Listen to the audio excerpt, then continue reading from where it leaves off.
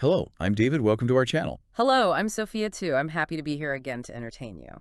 So today we're diving deep into, well, a franchise that somehow just keeps getting better. I'm talking about Mission Impossible. It really is something else. Specifically, we're looking at the latest one, Mission Impossible: The Final Reckoning. Could this be the last one? Who knows? Yeah, the rumors are definitely out there. And it's amazing, under Christopher McQuarrie, who's directed everything since Rogue Nation, the quality has just been, well, consistently high.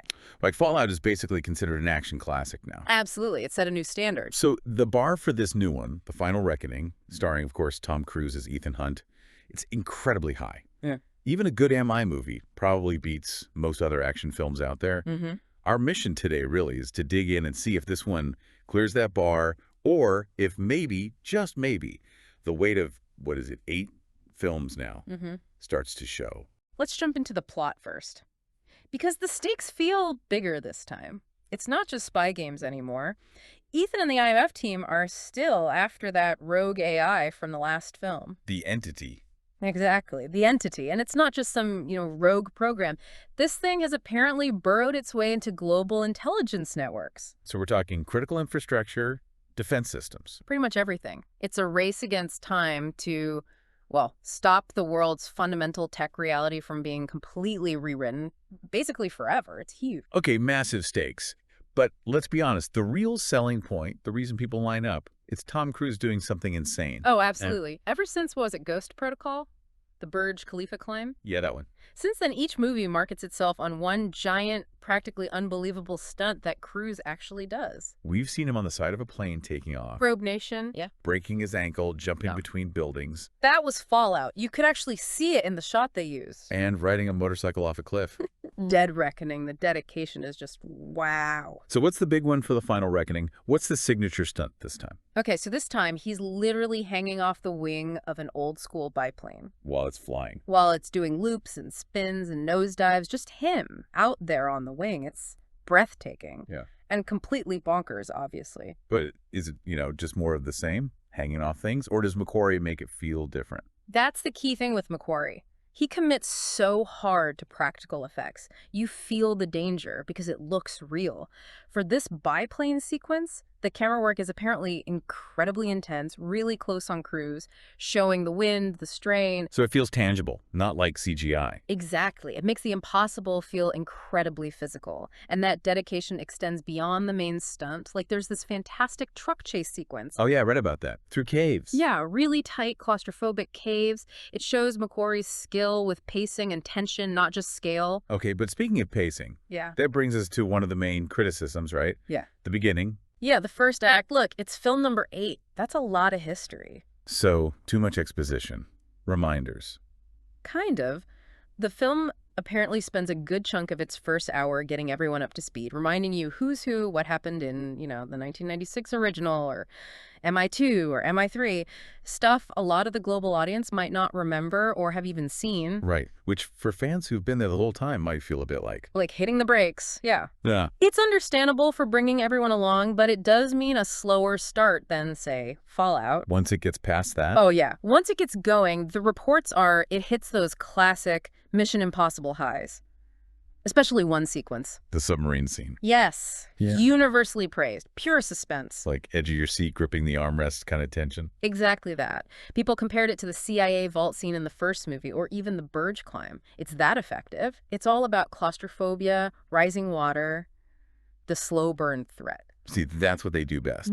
Not just explosions, but that intricate high-stakes tension in confined spaces. It's about vulnerability. And interestingly, that backstory stuff that slows down the start, it apparently pays off later with returning characters. So not just cameos, not just fan service. No, apparently these returning characters have real substantial roles. They aren't just there for a nod. They actually add to the story, maybe even recontextualize things from earlier films. That's cool. It makes the whole saga feel more connected, more like a planned narrative than just sequel after sequel. Definitely. Which leads us to maybe the biggest shift in this film, the tone. Right. This was fascinating. Earlier films, even with world-ending stakes, often had this lightness, this sense of fun adventure. Yeah, not this time.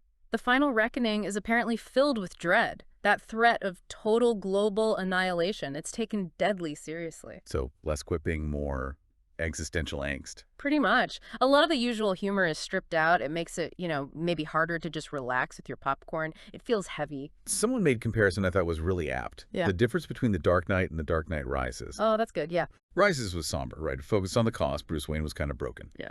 Less straightforward action. That's exactly the vibe described here. It's more somber, maybe a bit less packed with nonstop action compared to Fallout. Ethan Hunt is apparently shown more isolated, maybe not operating at peak power, facing these impossible choices with really immediate, heavy consequences. Even the usually lighter characters, like Simon Pegg's Benji. Even Benji. His tech skills are deployed with this intense seriousness. It's all about survival, not just clever gadgets and funny lines. Wow. So it really forces you, the viewer, to grapple with the stakes in a way the series hasn't quite done before. It's less spy thriller, more techno-apocalypse dread. Which is interesting, but that serious tone also maybe throws a spotlight on a recurring weakness for the franchise. Ah, the villains. Yeah, the main human antagonist carried over from Dead Reckoning.